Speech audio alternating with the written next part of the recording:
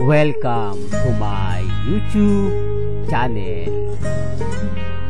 Kung bago ka lang sa channel na to at true-blooded Aldab Nation ka, tama po ang channel na pinuntahan mo.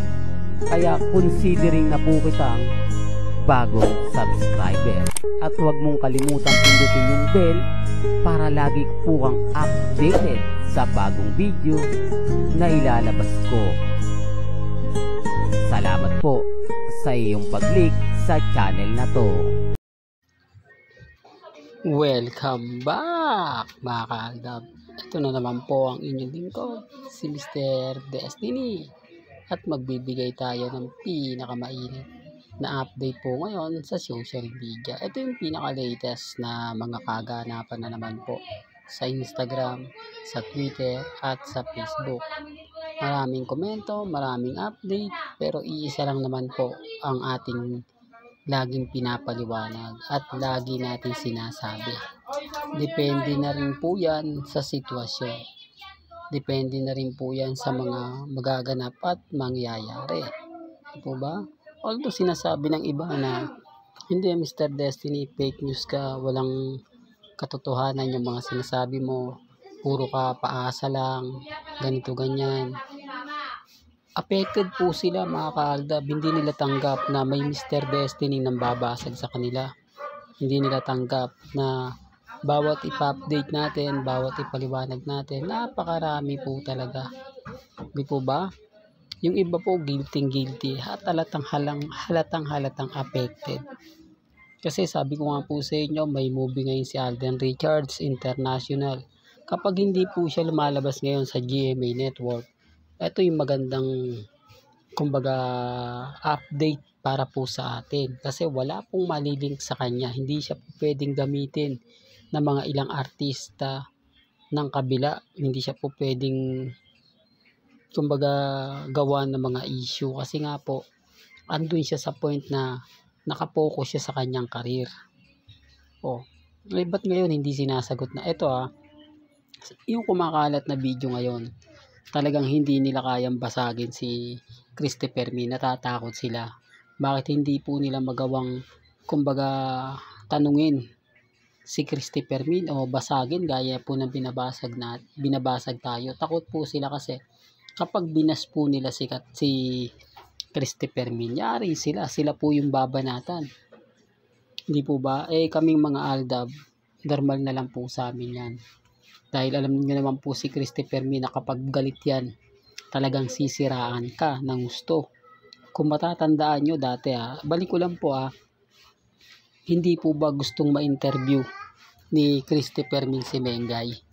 Hindi nga po ito pumayag at never pong nagpa-interview sa kanya sina Alden Richards at si Maine Polkerson. Totoo to mga ka-Aldab. Sabi niya sa isang column niya na halos lahat daw po na mga sikat at mga sumikat dumaan po sa kanya.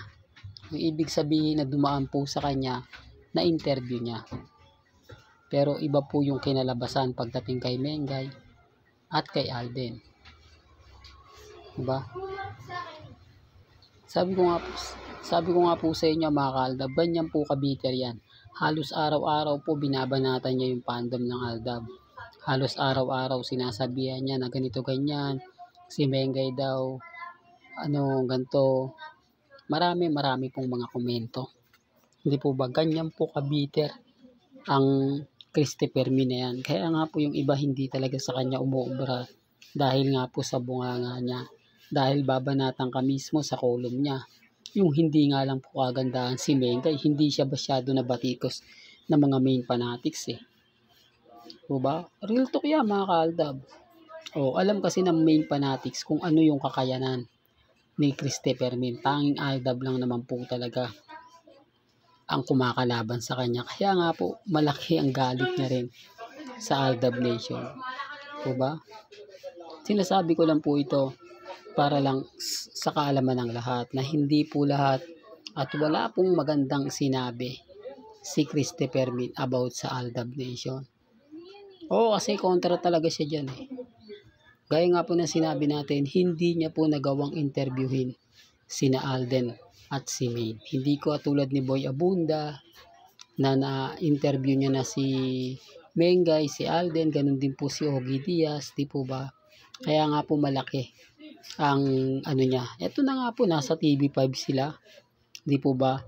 Yung TV5 at si Christopher Min halos pagkatapos lang po ng 8 Bulaga, di po ba? Halos siya na po yung kasunod pagkatapos kay Rapi Tulfo, Christopher Min naman. Pero hindi po ako namimilit. Kumbaga, gaya na sinabi natin, may pagkakataon na siya pero hanggang ngayon, never po niyang in-interview si Mengay kahit napunta po ito sa TV5, kahit nagkaroon to ng show sa TV5. Para lang klaro, para lang po sa kaalaman ng lahat. O ngayon sasabihin niyo kung bakit po affected sila sa pagdating po sa Aldab. Pagkalaban ng Aldab, diyan po pumapasok si Christopher Min. De sinasabi ko lang po ito para lang klaro. Po ba ngayon walang post, walang update, walang ganap si Richard Paul Garson. At ganun din naman po si Mengay. Simpleng mga update lang naman yung binibigay nila. Simple pero may laman. Simple pero may ganap. Yun naman po yung importante, di po ba? Maging updated lang. Di naman po natin po pwedeng ipilit yung mga bagay-bagay po na sa palagay po ninyo ay talagang may mali. Sa palagay ninyo na talagang masasabi nyo na hindi siya maganda, hindi siya kaaya-aya. Lagi ko naman pong pinipilit at lagi ko naman pong sinasabi na maging kampante lang po kayo, maging relax. Di po ba? Malay nyo mga kaaldab, biglang magbago yung senaryo, magbago yung sitwasyon na dating kumbaga ganito, dating ganon. Diba? Kaya ang sabi ko sa inyo mga kaaldab, kampante lang po kayo, maging relax. Di po ba? Kasi hindi naman po pwedeng ganito, hindi naman po pwede ng ganon. Lalo na nga po ngayon na talagang mainit ang sitwasyon. Mainit dahil nga po napakaraming mga ganap, napakaraming mga update na talaga naman pong mapapaisip naman po kayo. Real talk mga kaaldab. Kaya nga po, lagi kong nagbibigay ng mga ganap, lagi kong nagbibigay ng mga update, lalo na po pagdating kay Mengay at kay Alden. Kaya lagi lang kayong dito sa channel ni Mr. Destiny. Sa ngayon, ito lang po yung mga posts na nakikita po natin sa social media. Walang update si Alden sa Instagram, walang ganap kung kailan na naman po ang shooting, saan nga po ba siya pupunta, anong ganap kay Alden, po ba? Kaya lagi lang kayong tututok para updated po kayo, lalo na po kay Mengay at syempre kay Alden Richards. Well, hanggang dito na lang po ang ating latest updates. Kaya kung gusto niyo pa po ng pinaka-latest at sariwang update, abay tumutok lang po kayo dito po sa channel ni Mr. Destiny para updated kayo sa mga latest at sa mga bagong video po na ilalabas po natin maya-maya lang. Kaya kung bago ka lang sa channel na to at isa kang true-blooded Aldab Nation na nagmamahal kina Mengay at Tisoy, tama po ang channel na pinuntahan mo. Kaya consider na po kitang bagong subscriber. At huwag mo kalimutang i-share ang mga video po natin sa mga mami, sa mga titas, at sa mga senyor. Hanggang sa muli, salamat po sa panonood at pakikinig.